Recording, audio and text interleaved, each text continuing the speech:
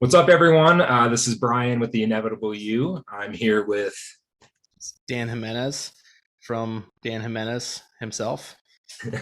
nice, and also a very talented personal trainer. One runs a great gym here, a couple of gyms, right, in Colorado, Axistence Athletics. Yeah, Existence Athletics, existence training for a life of adventure. Basically, right now we're kind of like a CrossFit style gym where it's more community based group classes, and we're kind of venturing into some different things that I've been working with Brian on and seeing how we can kind of expand our services and what we offer. Awesome. So we're trying out something new here. Our intention for this is well, we've got Dan and myself here that are, we really want to focus on coaching, the getting behind the scenes on what we do with clients, bringing some case studies, some great stories. Hopefully, whoever's listening gets some great value out of it. It could be, you're a coach yourself, you're looking for some extra tools and tips. You're just looking for some great personal development tools for your own personal work. But yeah, we wanted to go deep into a coach's perspective and help each other out with maybe some potential client challenges that arise, or whatever it is. Just want to have some good conversations, and we'll actually have another coach joining us possibly later, but in future ones, named Laura, which we'll introduce, and then hopefully even some other guests as this evolves. Could be other coaches, could be clients that want to join us. So anything you'd add to that, Dan? No, yeah. Like, most podcasts starting out, we have a general theme, but it's not really, it's just more about getting information out there and having conversations. Perfect. So here's what I'd like to start off with. I've got a client I'm working with who has actually been doing some really great work. They're about 7 or so sessions in. And one of the things that, so I'm actually going to be meeting with them later tonight. And I had clients send me written answers to very specific questions, and also a general set of questions to help me prepare for their session. And one of the things that they wrote about was that, so they've been now 3 weeks off of, completely off of Lexapro. So they, which is an antidepressant, SSRI, if I got that right. I And know so that's a they, thing. they, So, they had weaned off of it for a number of weeks, I think, but they've been completely off for 3 weeks now. And they said it's been pretty challenging, pretty tough. One of the things that they've noticed is the irritability that they didn't have before. Just some of the, depressive symptoms kind of being more prevalent than they were before. And really, they're just looking for tools, or looking, how to best manage this, now kind of new state that they're not used to, haven't been on their antidepressants for so long. And let me bring up my notes here, see if I'm missing anything. So they believe in the tools. One of the reasons why they did this was because, having such great success with, our coaching program, that they felt confident that they could, be completely off antidepressants and start to create this new pattern of really being able to control their emotions, not having to rely on medication. And so they're still committed. They're still motivated to do this. They're just experiencing some challenges now, having been 3 weeks into this. And so wanted to get your perspective, Dan, on what would you do with this? Where would you start? Maybe what's some potential questions you might ask them as you're working with them? yeah, no, that's Or awesome. feel free to ask me any, if you need any more details or data around them. Sure. Yeah. So it's interesting, right? Like we all have these different situations. And I remember when I first started in this realm of coaching people, I get really nervous when it was dealing with something that was like doctor's prescriptions or like medical condition. A lot of times, the purview of even in personal training, right? It's like we're not chiropractors, we're not physical therapists. We do very, very, very limited soft tissue work. And it depends on who you talk to, whether you're allowed to do that or not allowed to do that, covered by insurance, not covered by insurance. So that's always one thing that like pops up in my mind as like, oh man, like, ooh, okay, this person is doing this. Is this, doctor recommended, not? Um, and I mean, ultimately, it's the person's choice whether they want to do it or not, right? Like we're all these sovereign beings who can make our own decisions. Um, so anyway, that used to be kind of where I'd come from, was this like, I don't want to touch this. But what I've realized like over time is these are all tools, right? Medicine's a tool, pharmaceuticals are tools, right? Like this is all helping us in some way. And when it's not helping us anymore, not serving us anymore, yeah, maybe it's time to try something different, right? So it's like when I think of someone coming off of something they've done for a long time, the first thing I usually let them know, when they're like, "Oh my God, I'm, I stopped smoking this week, and I'm so irritable, and I'm all this and that and the other thing," and it's like, guess what? That's normal.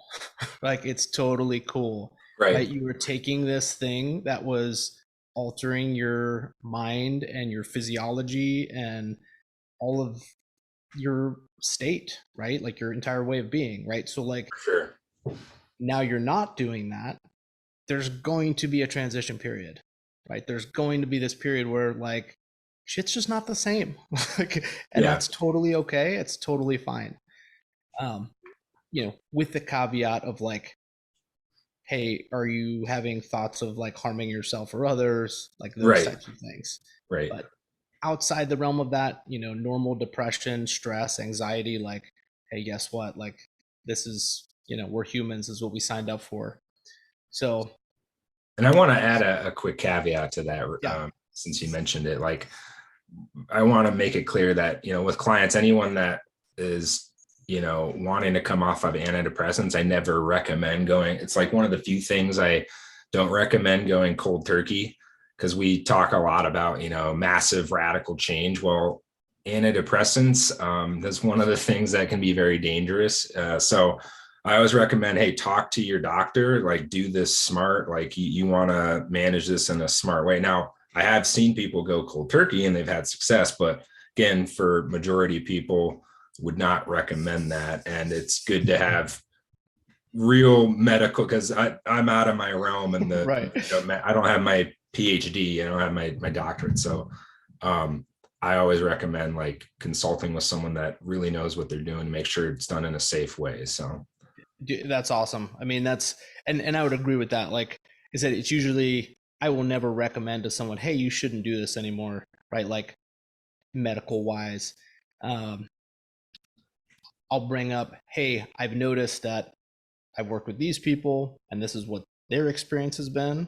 But right. then always, always, always the consulting of the medical Yeah. um, for the actual decision to stay on or go off or lower the dose or whatever. So yeah, just echoing you, not our purview, not what we're here to talk about. Right. um, And in addition, and I think you'd agree with me on this, like, and it goes to your earlier point, I'm not against medication. It's a tool, right? And mhm. you can abuse tools, right? And tools can be, you can hammer a nail, but you can also harm someone with it. So, it has a, multitude of uses. And it comes with, side effects. So when we're talking about, and with a client, and they say, hey, this is my objective, I want to, feel better, I want to live happier, I want these great things for me. Well, medication can pose challenges to that, because whether it's side effects or, with antidepressants in particular, it dampens things a lot for most Right. people, for a lot of people. And so, if you're wanting to experience the full spectrum of emotion, well, it can pose a challenge to that. Again, great for certain circumstances, great in dire situations, really extreme cases of depression. And also, it's not something to be totally, relied on or used as a crutch. Yeah. There's other natural, using the power of the mind, ways to create happiness, to, not be in such severe depressed moments. So I wanted to throw that out there as well, just for anyone that may be dealing with depression, or maybe you're on medication, like, not bashing it, just know there's other alternatives. Totally. I'd say probably the one thing you can't abuse is like meditation. Like that's Right.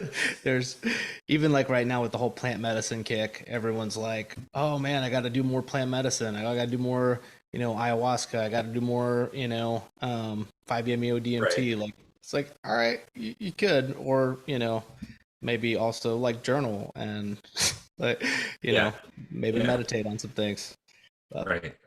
but yeah, back to your question. That's kind of my first entry is just like letting them know like this is normal. This is Sure. totally okay.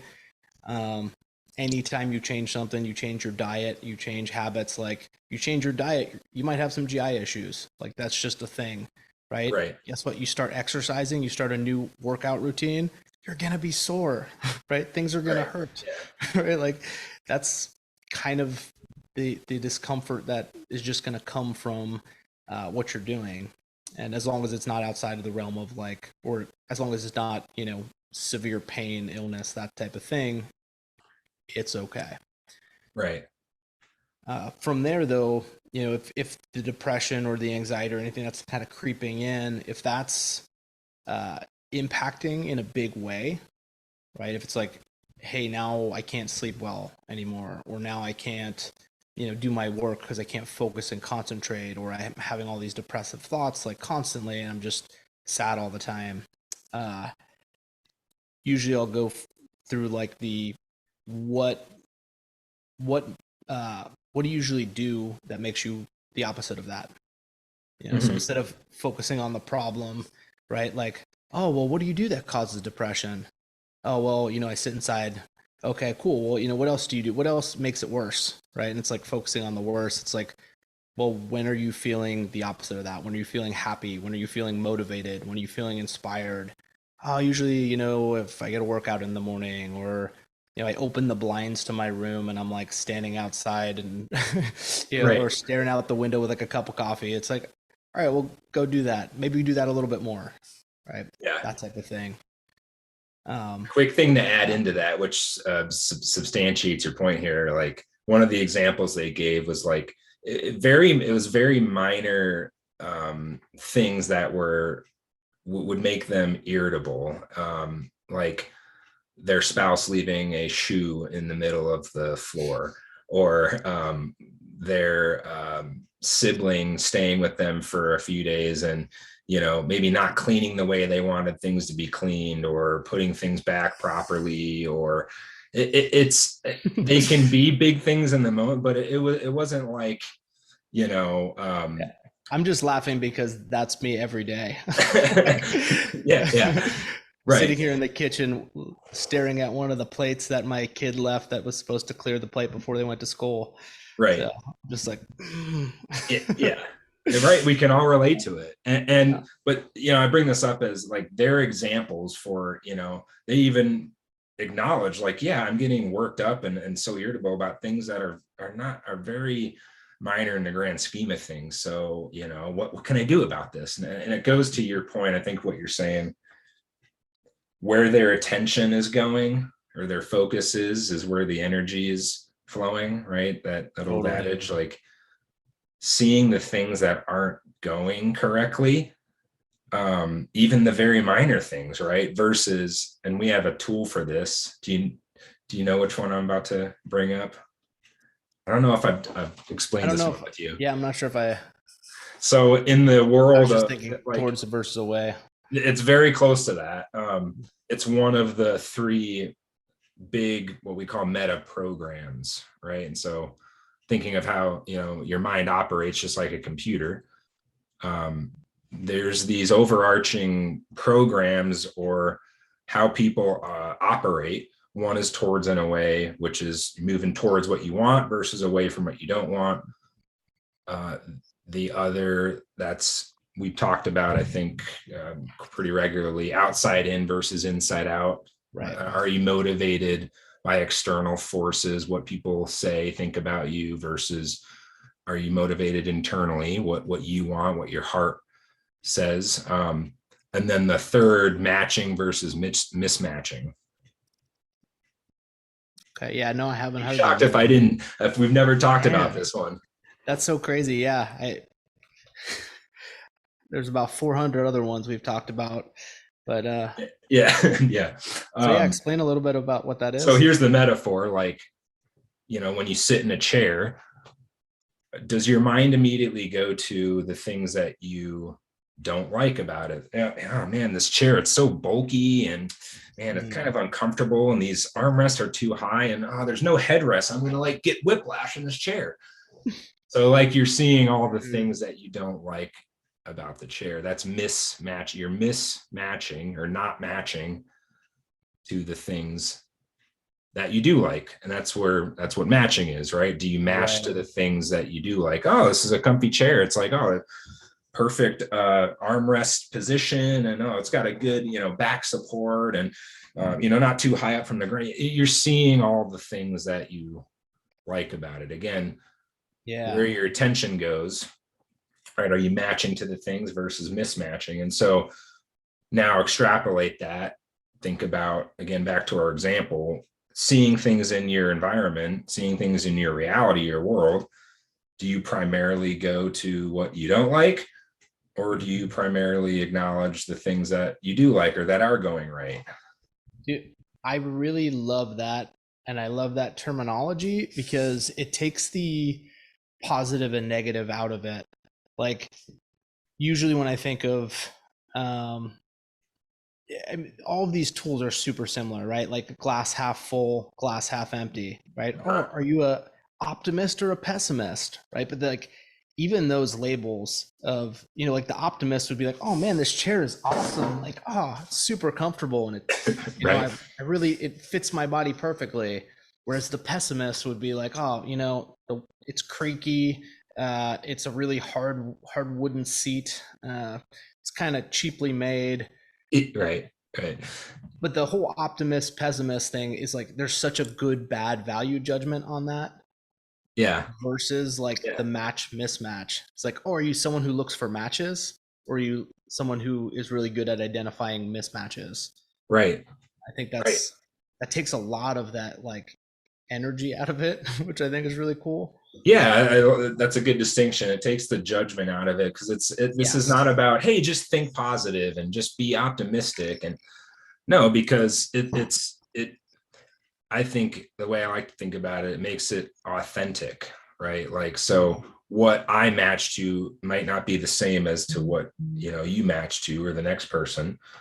What you enjoy is totally different than what I enjoy, right? Absolutely. So it's true to the person, and the point is, like, and especially emotionally, like, are you focusing on looking at the things that are not going right versus consciously putting effort into, not effort, but consciously focusing on the things that are going correctly, that either you're grateful for, or that you do enjoy doing. To your point earlier, like, well, what are you doing? I'm sitting in a dark room and I'm perusing on my social media, and versus, no, where I feel happy is I go outside, I get sun, I'm getting fresh air, I'm I don't know, golfing, I'm doing something I enjoy.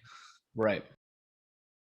Yeah. No, that's huge, and that's a yeah. I really my head just went down this whole rabbit hole of like, how this applies to everything, and how, at the end of Yeah. the day, your brain is just a filter for things.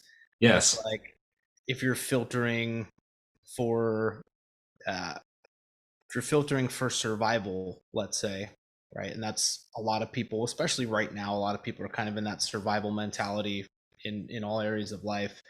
But like, if you're, and even just to give you a little background, like Yeah. I've been through a bunch of survival courses, like actual like wilderness survival courses. I've taught a bunch of wilderness survival courses, spent many nights out doing these like bushcraft scenarios, minimum gear type things. And what's really interesting is when you first get into survival, you were literally thinking about how to survive and focused on how to not die. Right. Right. Right. Uh, Even in my early survival courses, I teach like rule number one of survival: don't die. Right, like that's all you have to do. And what's really funny about that is like, sure, that's a great like basic needs, right? You're meeting your basic needs, but when you get really good at survival, it actually shifts towards the abundance mindset. So instead of like this scarcity survival mindset, it's more of this like, it's the going from what's mismatching, right? Hey, what's dangerous in this area? What do I need to avoid? What do I need to do Right. this? To a, oh yeah, that's awesome. That's a really great place to make a shelter. Oh, that's a Right. really good wind block. Oh, oh man, I hear water. There's a source of water right here. Man, there's a F ton of trees around here. Like, oh, this is great firewood, great building materials. And when you go to that mindset, like the same uh, patch of woods that you're standing in goes from like everything here is trying to kill me to holy crap, I feel like I'm in a Home Depot right now. I have all these resources around me. Yeah. Like, the world is my oyster. I could build this awesome thing. And when Yeah. you're in that mindset, it's like a fun game, right? It's an abundance thing. And it usually leads to more and more matches. Oh, that'll make a soft pillow. Oh, I know that'll keep me warm. Oh, that's a really good way to filter my water. Oh, oh shoot, I hear cars in the distance. I'm not that far from civilization. Like, Yeah. it's like, Yeah. because you're hearing all those towards patterns or you're hearing all those matches. Right. Anyway, I know I just took us down a rabbit hole, but Kind I of what just I'm hearing is like yeah, there's value in the acknowledging, seeing the things that you don't like, because it can lead to the things that you do want to match to. totally. It's not saying the mismatching's a wrong way of doing things. That's And again, that's a very important distinction. I'm glad you brought that up. yeah, Yeah. both methods work, right? Like Yeah. if you're focused on surviving, you'll survive. Your experience of the survival may be more of a hardship, more of a grind, more of an endeavor, more of a, oh man, I almost died, but I survived, versus like, oh, you guys are here to rescue me. Awesome. Yeah. Right. Check out Yeah. this cool shelter I built. Right. Yeah. Our metaphor for that we use when we're explaining the mismatching tool is like, if you're building a space shuttle, like, what do you want a room full of? Who do you want your engineers to be? Do you want a room full of matchers or mismatchers? Mm. Yeah, I could see that. What No would you want? judgment though. Yeah, no, that's explaining the point that it's not about one's good and one's bad. It's half full, half empty. It's both. Right. It's contextual. So would you want a room full of matchers or mismatchers? Oh, I mean, obviously matchers. Like I think of no, I know you're gonna say both, Yeah, but yeah, yeah, hear yeah, me out. yeah, Because I know I've known you long enough.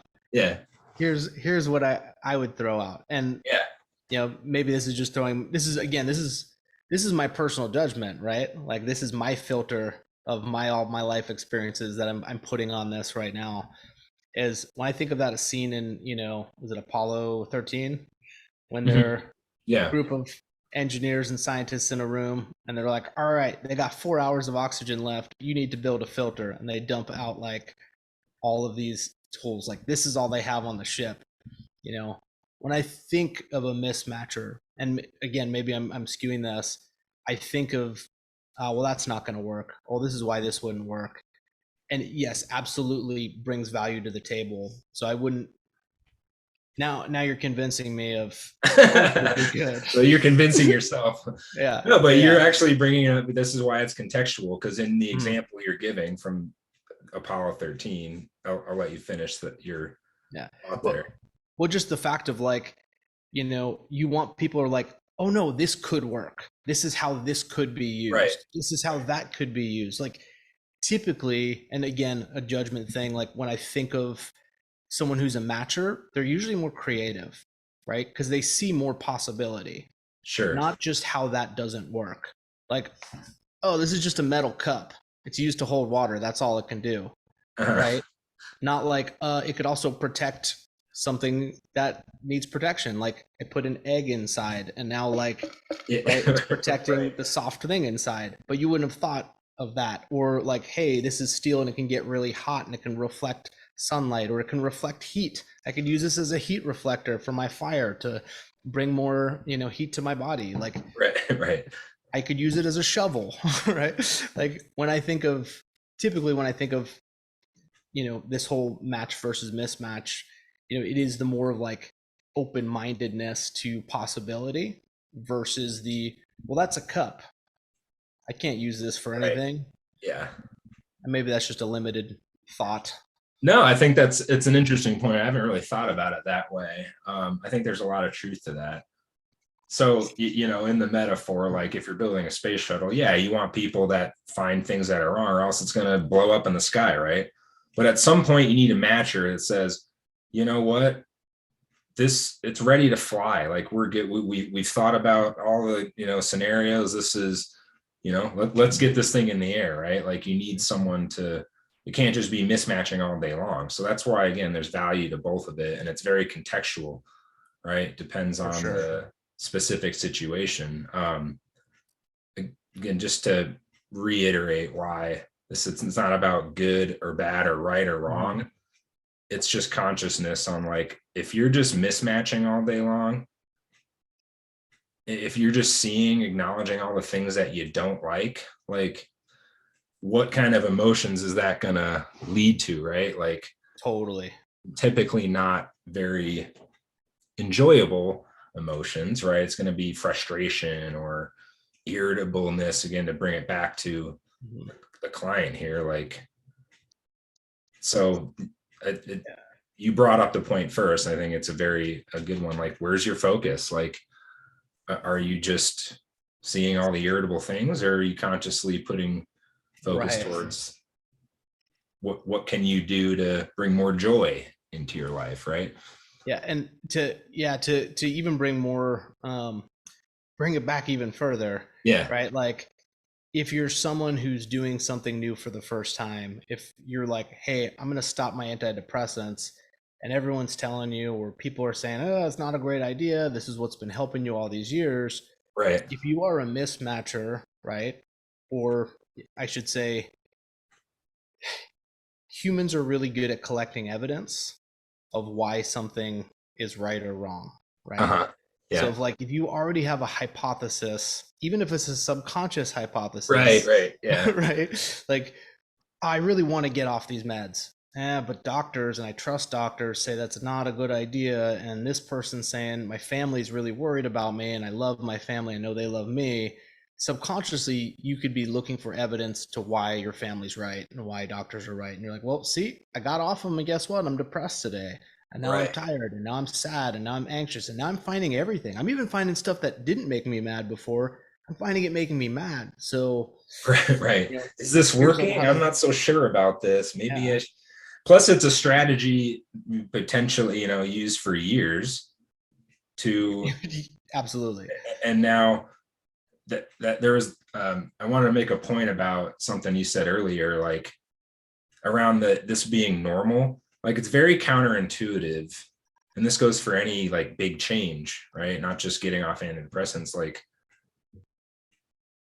there's this expectation that I have this transformation and everything's great, everything's amazing, I'm happy, like it, Right. like, well, Right. actually it's a lot of times it's the exact opposite at first, because Hmm. it's something you're not familiar with, or like something, a strategy that you relied on for so long is no longer there, and you're trying a new thing that you're not used to, so there's more failure, there's more challenge, it feels like friction until you become comfortable, builds as a habit, you start to find success, and the benefits have to outweigh the benefits of the previous strategy. Right. So like, it's just interesting, like, when we talk about change and transformation with people, like they have this epiphany, they take this big step and then it gets tough. And like you got brought up a couple good examples, whether it's like a diet or a new workout program, or it's like, man, I'm not so sure about this. This is hard. Like I thought it was going to be awesome, and it's not right now. So like, they're at that 3-week period, crucial 3-week period where we start to see 21 days on average. Like that's when the change either takes hold or we revert back to, we convince ourselves, yeah, I don't know, thought it would be good, but not really working out. So Totally. It's interesting. That brings up two things. One, I had that very same thought process when I first started diving into personal development. And I'd find someone went and did this 5-day Tony Robbins and they were this complete new person. And then like a week later, they're sitting bitching in the corner about how much their life sucks. And I was like, oh, well, that didn't work. Like, it's like, yeah, I guess that program's not good, or I guess that's not, something right. didn't work for that person, or that person didn't commit to it, or whatever it was. Like I had this judgment on like, didn't you just take this whole program and spend all this money and do all this work? Like, why is it still hard for you? And my mom gets on me for that a lot. We'll have these conversations, and I mean, you can go down a rabbit hole with like it bringing up old software patterns in me, and I start reacting, like I'm in high school again, just being Right. around her. Yeah. And we have a great relationship. It's funny because like I coach her through a lot of these things, in her life. She did it for the first, 39 years of my life. So I feel like it's now it's my turn to kind of return the favor. And, she'll get really excited about it. And then she'll see me like act out of alignment with all those things I just told her. And she's like, what? I thought you're supposed to be this like enlightened person. And I was like, whoa. Ooh. First off, I've never used the E word because I cringe when I hear it as a label. But I was like, but second off, I'm like, this is a practice, right? This is something that we're learning. It's something that we're doing, and it's new to all of us. And just because I told you about it last week, I'm still learning it, right? Like this is my favorite metaphor about this. And you mentioned taking that big step forward is walking. So when you're a baby, right? First, you can't move. Then you just wriggle around. Right. Then you roll over, then Yeah. you crawl, then you walk, right? Mhm. Well, in the crawling phase, and you learn to crawl and you're crawling all over the place and you're really fast, but it's a little bit inefficient, and you're scraping your knees all over the place and your hands, and then you don't have your hands free to hold something. If you're trying to hold your bottle and crawl across the floor, you got to kind of like push it and crawl and push it. Uh, And you finally realize that you could take a step, and you take that first big step, and mhm. oh, this is amazing. Oh yeah, this is up fall. Right? And Yeah. then like you fall on your butt like 50 times, and then like 100 times, and then maybe you take 2 steps and then you fall again. But Yeah. this next thing is better and more efficient, and Right. it's going Right. to make your life amazing. And also, just because it's a thing and you've taken a couple steps doesn't mean you're a master at it. Mm. Oh, and by the way, when was the last time you tripped walking? For me, it was this morning. Like, Yeah. you know, Yeah. it's like, just because even I've practiced walking a million times at least, Yeah. and I And not still only trip. walking, running, sprinting, jumping. Totally. And you still trip. You still Yeah. trip over your own feet, right? Like it happens. So, to think with personal development or ways of thinking, or, new mental software that like, cool, got it. Now I'm a master. It's like, yeah, man, Yeah. no, it's not Yeah. going to happen. Not Yeah. that way. It's a brilliant metaphor. I love that. And yeah, it's just like, the going, it gets a little tough at first, or it gets, it can get worse before it gets better, kind of thing. Like, until you really get used to those first few steps. And it's that 21-day period. Like, on average, they say that's how, when change occurs in the brain. Sure. So they're at this crucial junction. And these are brilliant metaphors, I think, that would reassure them. What would you do to help them reframe towards, moving from this place of seeing what is not working or seeing how painful it is to the flip side? So that's a great question, because when everything we've talked about, focusing on matching versus mismatching, focusing on what'll help versus what's more stuff that'll keep you in this shitty place you're in. Yeah. Um, And I'll give you one quick example, like Sure. a sentence, because we're very focused on language here. The first couple of sentences that they sent: I'm doing okay. I've been completely off Lexapro for 3 weeks, and it's been kind of tough. Interesting. First of all, right? There's good, bad, good. Yeah. Like, yeah, what would you do with that sentence? So read the first sentence off again. Yeah. It's, I'm doing okay. I've been completely off Lexapro for 3 weeks, and it's been kind of tough. And then they go into the irritability and stress and some things not working and blah, blah, blah. Yeah.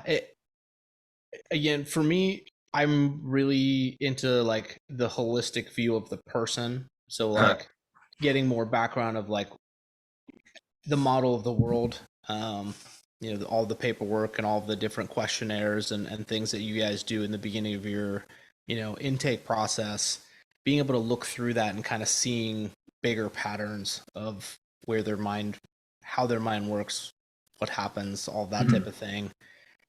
Because it's really easy,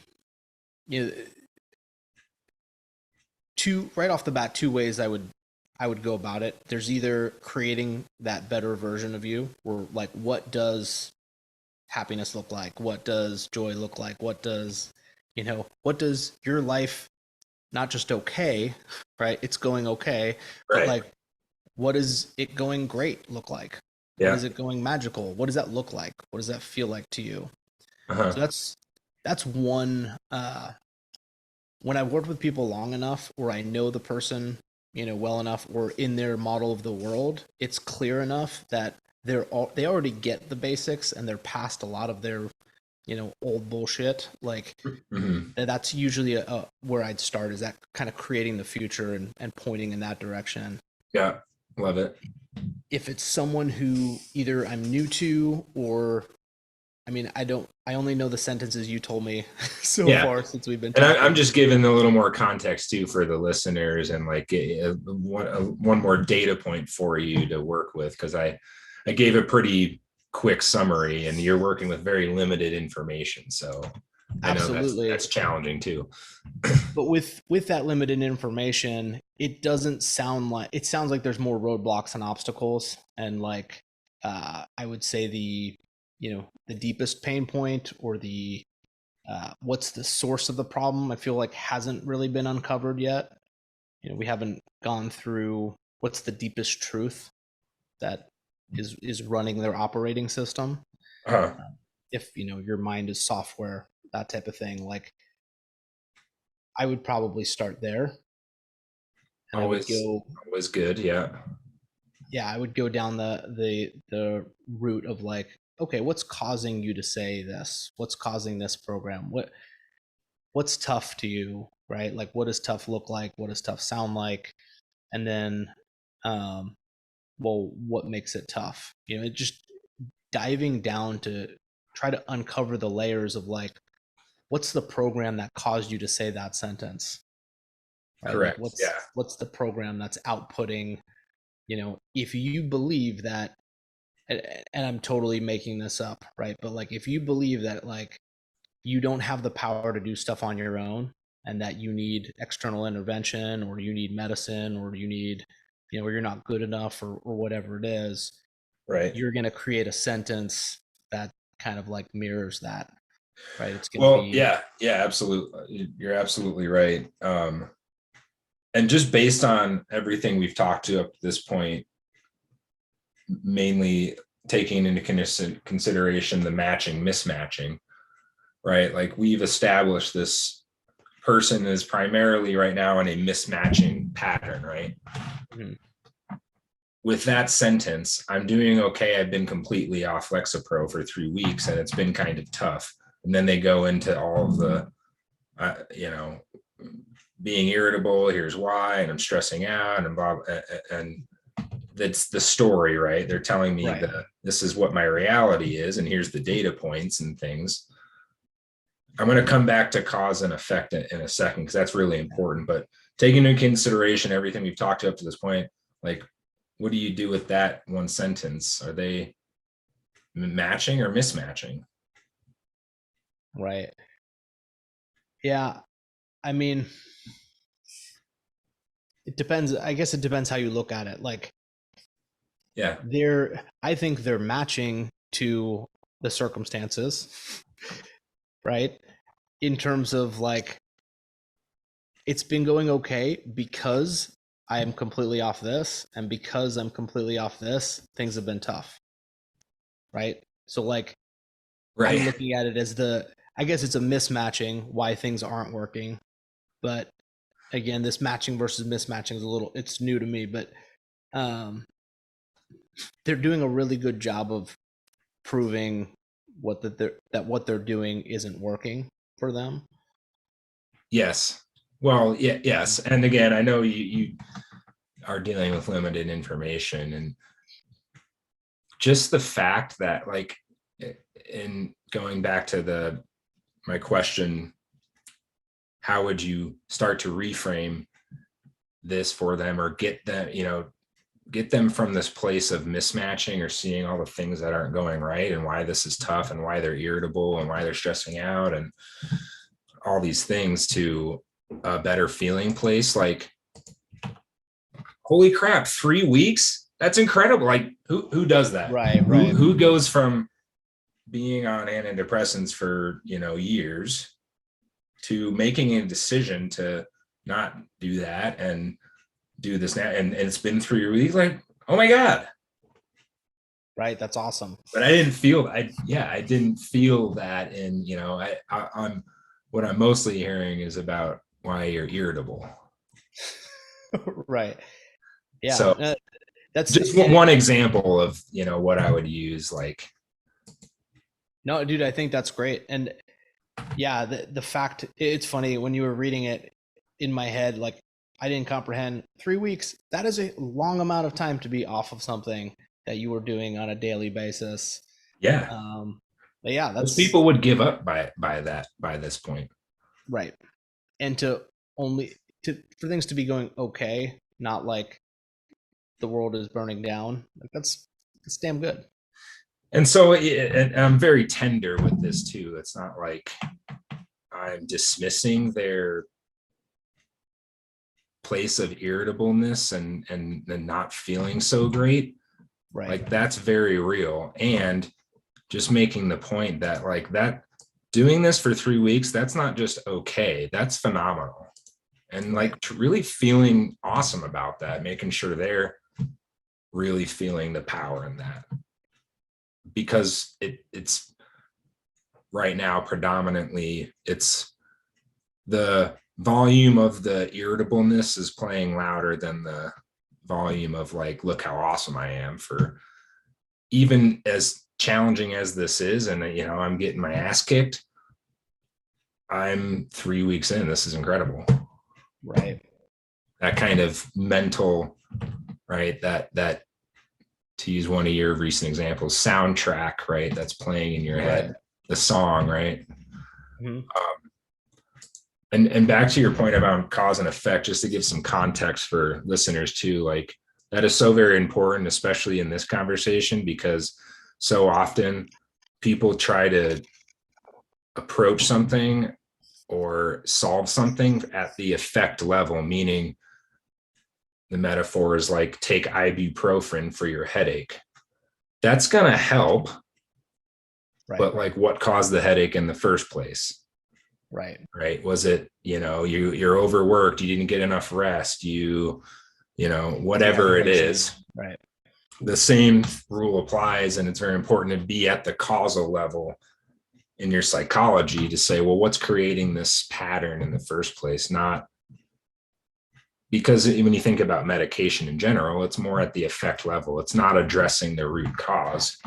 It's just putting a Band-Aid over. And again, it's useful. It's a useful tool. It's a tool. Totally. Yeah. And it's interesting. You mentioned like the headache thing and ibuprofen, right? Like ibuprofen's an amazing tool to take the edge off, to stop the headache, to get you out of this severe pain, so that you can go and address the issue. Right. Yeah. Like, I'm so hungover today, right? And like, I'm going to take some ibuprofen. It's like, cool. Then go drink a bunch of water, get some electrolytes in you, right? Like eat a good meal, get some sunshine, go for a walk. like that's how you can, yes, that took the edge off, but then you still also have to go address that root problem. Yeah, exactly. So what's creating the either anxiety or depression in the first place? There's, to your point, some deeper examination to be had here. It could be they're unhappy with their job, or maybe it's they're unhappy with their relationship. It's something's going on that's creating this in the first place. And there's a really interesting conversation that's still going on. It's a question of like, we don't know what comes first, if it's a thought pattern that creates a chemical imbalance, meaning does depression happen because of some just naturally or biological processy that's occurring, or is it a thought pattern? Does it originate in the mind and then the biological processes follow? We don't know. Like, there's theories out there. Super interesting you bring that up. A study just came out saying that, like, and I'm going to totally butcher it because I've only seen a couple of the people that I follow post the headline of the study, but basically that chemical imbalances and depression are like not really linked as deeply as they once thought. Right. Yeah. And to get even further down like the line of this, right, or to get ahead of this, is like, does it really matter if you know, right? Like, what happened, chicken or the egg? It's like, well, if you need to, eat something, right? Like, does it matter whether the chicken came before the egg? No, like I can eat the chicken or the egg, which is a terrible metaphor, but but when I think about it, right, it's like, we know thoughts help, right? We know thoughts cause hormonal changes. Right. What comes first, it doesn't really matter if we know that a thought can change it. Right. And we know biological, physical things can change the thought process too, like moving your body or doing something with your physiology can change your thought patterns. So that they're so intimately connected. Like, it doesn't necessarily matter. Honestly, I'm more in the camp of, the mind is creating the biological process, at least in this conversation of like, chemical imbalances. But again, I acknowledge that I could be wrong, and there's many ways to go about it. The point here is getting to the causal level. Right. And so I want to bring it back to this case particularly. Have you moved forward with this client, or have you thought of like what you're going to do next?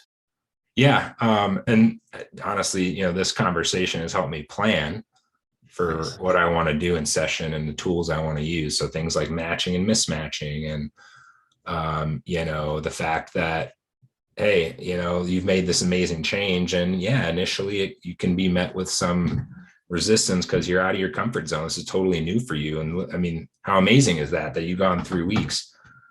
Old song on the radio, right? Like some of these things, they even made a sentence like, some of the things that I thought I overcame have come back, and I'm struggling a little bit. Well, guess what? Old software, old patterns don't, I should say old programs don't entirely get deleted. Old psychology, it's always there, that base software system. It opens up from time to time, especially in really high stress, intense situations. Like we go back to what we know. We want to, Right. old software, old you wants to return to safety and comfort. So it's a naturally occurring strategy. So as some examples, but yeah, I mean,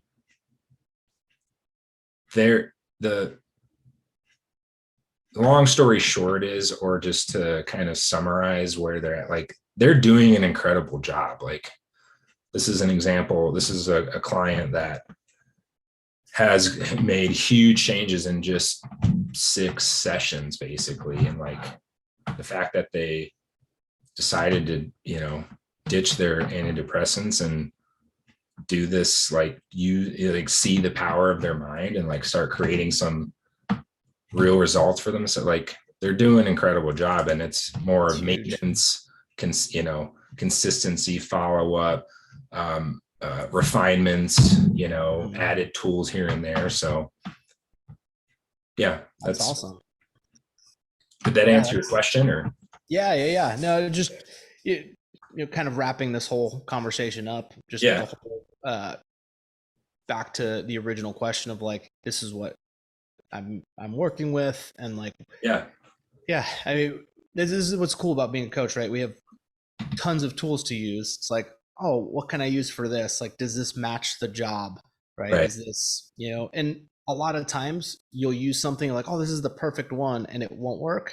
Or it's like, oh, that didn't land at all. You totally, okay, all right, gotta, shift, adjust, fire, and go back to the drawing boards. Something else. And that's, and I'm so glad we started to have these conversations, because this is super helpful for me. Learning the matching versus mismatching, that gives me another way. Again, I need to play around with this a little bit more and understand it a little deeper, but it takes the energy out of the right, wrong, the bad, good, right? It's another way that I can, not only is it another way I can relate to people and use as a tool, but it's also something I can use to see what filter I'm using on scenarios.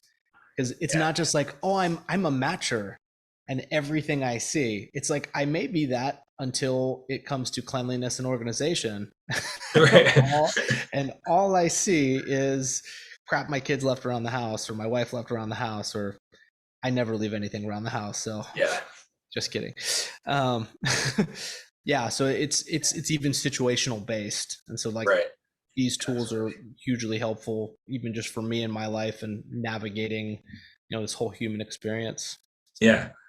And it's great to like, really explore all these tools. Like there's distinctions, and it's so contextual, because like at what point does matching become disempowering because maybe you're ignoring the things that aren't going right, that need to be addressed, and need to be corrected. Like you're just, for sure, oh, it's okay, it'll work out. You're like rationalizing the bad stuff, right? Then not really getting the value from it. So it's like, again, the key word in all of our conversations, consciousness, like having a conscious view of it. Like, do I like this? Do I not like this? Is this half full? Is this half empty? What meaning? What was the term I heard the other day? Meaning creating machines, right? Like it's all consciousness, keeping to put meaning. Yeah. One last thing, and then we can wrap up. What you said reminded me of one of the hot things I've seen now is toxic positivity. And when I first heard toxic positivity, I like almost flipped my laptop over and was just like, fuck this, you got to be shitting me. Like, being too positive is a bad thing. Like I was super, I was like, that's just some bullshit people made up. Yeah. The more I looked into it and researched and understood like where they were coming from, or at least where the concept is more of, I've heard it called spiritual bypassing, where you're kind of just like stepping over problems, or like, Right, not addressing, or not, oh no, things are great. And I still hate the term toxic positivity because I think it's not accurate, Uh-huh. However, I understand the concept, and like you said, when you could be overly matching and, oh no, it's fine, like I'm just gonna, everything's good, even though it's like, are you really good? Yeah. Like Yeah. that's, yeah. So It always reminds me of the Fire Festival documentary that for anyone that's ever seen it, it's an awesome story about the guy who put it on, like, was just, they were all about positive thinking, and hey, we don't talk about, we don't go on the half empty side, we don't talk negatively, this is happening, and all these things were just blatantly wrong with it, and it ended up being a complete disaster. So I think that's a great example of it. yeah. And you're right, like maybe toxic positivity is not the right word, but again, it's like all these conversations, it's not just, hey, be positive, be optimistic, it's being conscious. And that's No, I think that's a great way to put it. good note to end on. Yeah, It always comes back there. Weird, right? Yeah. Well, I didn't even give you an opportunity to bring up something, but I think we covered quite a bit with my We can leave that for next time. Cool, man. Well, yeah, I hope everyone enjoyed. If there's any challenges, any questions, we ask that, like, please reach out, write a comment wherever you get this, whether it's we'll produce this in podcast form, video form, other form, social media forms. So like, it'll whichever be way you want to reach out. What's that? It's a Netflix special that'll be out later this 2029. Episode 1, series 1, in the books. But yeah, please reach out if there's anything, any burning questions, anything you feel like needs more explanation. We'd be happy to chat with you. So appreciate. Where can they find you, Brian? At The Inevitable You is our handle for Instagram, Facebook, theinevitableyou.com. If you want to send me a message through there, Brian with a Y at theinevitableyou.com. Email. Am I forgetting anything? Those are the main ones. How about you? I'm getting better at social media. So I predominantly use Instagram, a little bit of Facebook. Dan Jimenez, there's about 1 million of them. But on Instagram, my handle's at the Axistence Athlete. So Axistence is AXISTENCE, athlete. It's the active form of existing, which is also the name for the adventure training center that my business partners and I run out in Denver. So the Axistence Athlete on Instagram. Awesome. And I'm really excited to get the physical fitness component mixed in with our mindset and psychology component of this. So I'm glad we got this done, man. I'm really looking forward to doing this more often. Absolutely, man. Thanks for the conversation. We'll talk next week.